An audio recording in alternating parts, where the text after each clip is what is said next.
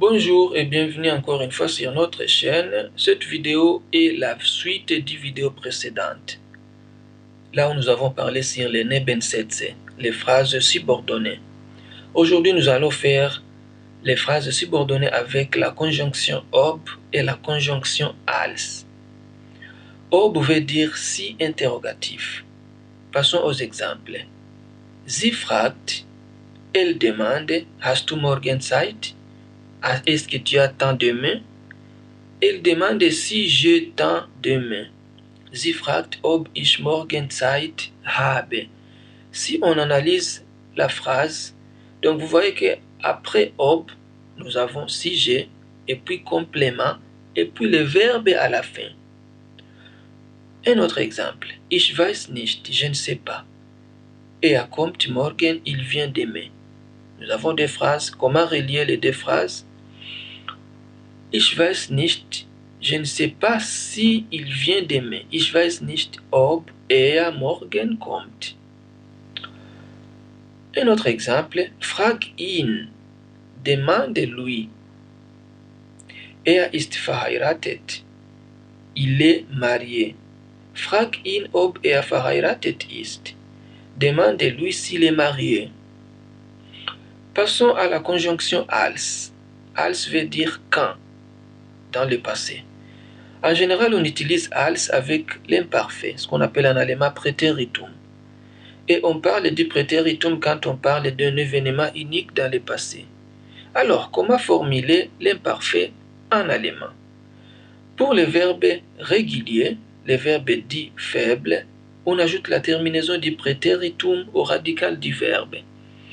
Et voici la terminaison de ich, c'était du test, sie es, te, wir ten, ihr tet, sie ten. Prenons par exemple le verbe spielen, c'est un verbe régulier. Spielen, quand on enlève en, la terminaison en, il reste spiel, c'est notre radical. On ajoute les terminaisons. Ich spielte, j'ai joué. Du spieltest, tu jouais. Sie spielte, il ou elle jouait. Wir spielten, nous jouions. Ihr spieltet, vous jouiez. Sie spielten, ils jouaient. Et pour les verbes irréguliers, les verbes forts, pas de formule. Parce que ce sont des verbes qui changent souvent de radical, parfois ils changent de terminaison. Donc il n'y a pas une formule pour les mémoriser. Donc il est recommandé de les apprendre par cœur. Prenons par exemple le verbe être à l'imparfait. C'est un verbe fort. Ich war, j'étais. Du warst, tu étais. Sie war, il ou elle était. Wir waren, nous étions.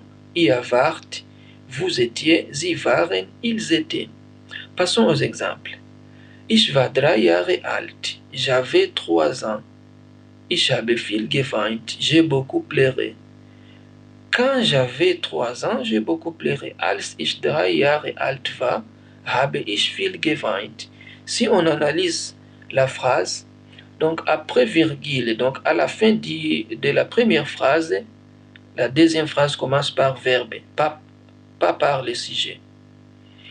Donc, als ich 3 Jahre alt war, habe ich, ce n'est pas ich habe viel geweint, mais plutôt habe ich viel geweint.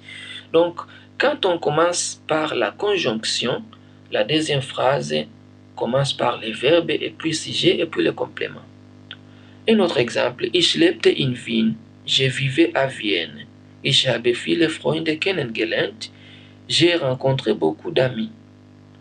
Quand je vivais à Vienne, j'ai rencontré beaucoup d'amis. Donc, j'ai fait connaissance à beaucoup d'amis. Als ich in Wien lebte, habe ich viele Freunde kennengelernt. Quand je vivais à Vienne, j'ai rencontré beaucoup d'amis. Un autre exemple avec les deux verbes à l'imparfait.